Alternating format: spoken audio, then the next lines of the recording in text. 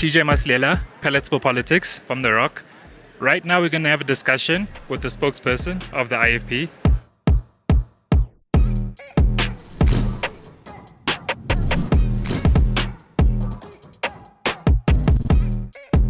In terms of what you guys planned, your strategy campaign, what you guys were targeting and how you're doing, how are you guys doing?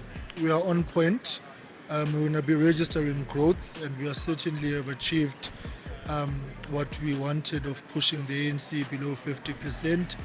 And we've been in engagement on issues around coalition politics, and we believe that we've got the experience in it, considering the municipalities that we currently govern, some of whom are actually coalition-led government. You guys saying you were trying to push ANC below 50%.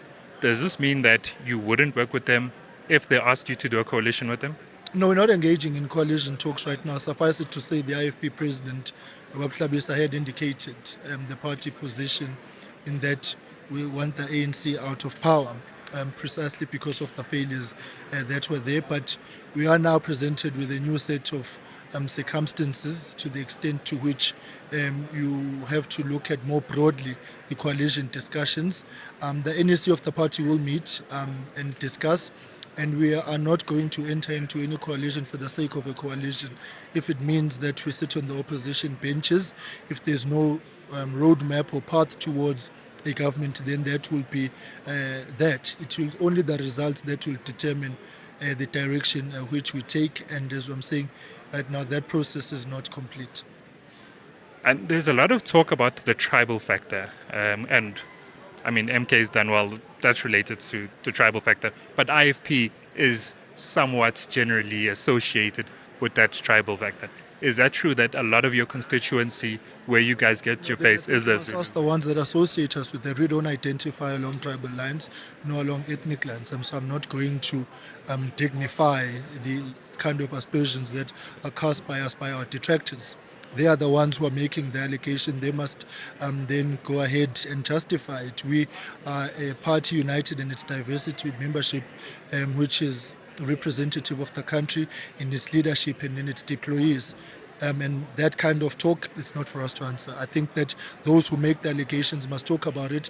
But above and beyond, I think it's lazy thinking to want to reduce people's voting to tribal lines, when if that was the case, then if you associate the IFP with tribal politics, why are we not in power then? I think that at some point there has to be some sort of critique to the kind of vitriol that people spew out there, to test it, to subject it to some sort of scrutiny, because it's made as and when it favors a particular narrative. And so to put it to the IFP, I don't think it's correct. We don't identify with it. The ones who make it must answer for it. What's your guys anticipated? Where do you guys anticipate to land up?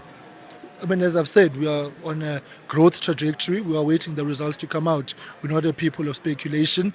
It also just would be reckless and irresponsible to do so, because we are currently now seized with the collation of results. As and when the IEC feeds results into the system, we are doing a double verification following the system collapse this morning, which was for us a case of deja vu, considering what happened in 1999 when we clocked 1 million votes.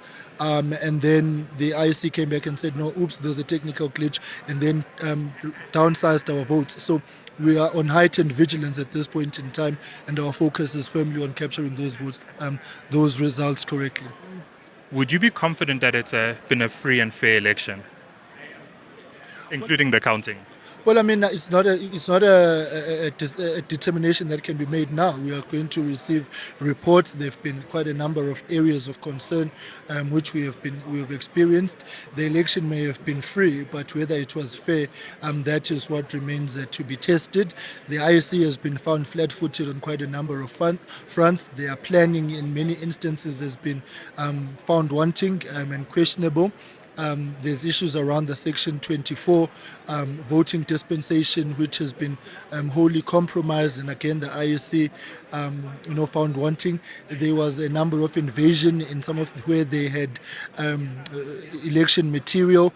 The SAPS themselves did not do what they need to do. One typical example: how does it happen that a ballot falls off a back of a van transporting votes when all vehicles transporting election material, particularly ballot boxes, is supposed to be escorted by an SAPS vehicle.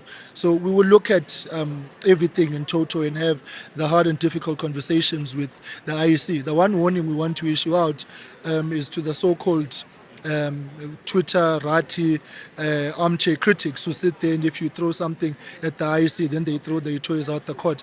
The independence of the IEC does not mean that it is exempt from accountability and responsibility. They have to be held to a higher standard because they handle the most crucial element of our democratic project. And so where there are lapses, we'll point them out in the collective interest of wanting to see the IEC perform better and better with every election. Okay, last question. From your guys' manifesto, what is the one thing that you would take out and put it as a condition for a coalition in terms of, what can I say, delivering to your constituency? Everything in that manifesto we believe is of critical importance. We are not going to engage in compromises which are not in the interests of this country. We had a 13-point plan. I don't think any government would find it difficult to engage on the 13 points. It's a collective interest of wanting to see the country move forward. It's about jobs, it's about growth, it's about the security of the country, it's about putting South Africans first, and it's about servant leadership. We've got a responsibility to South Africans to make sure that the daily lived material conditions of today do not become a permanent reality of the future. And if there's one thing, is that this election has pointed to that, where the electorate is demanding a coalition government in the country to, amongst others, build in checks and balances in government so that we can be able to have the hard and difficult conversations which will improve the lives of the people. Thank you for making. Pleasure. Thank you very much. Don't forget to like, subscribe, share. In the comment box, indicate what you would like to hear, who you'd like us to speak to, and what we should ask them.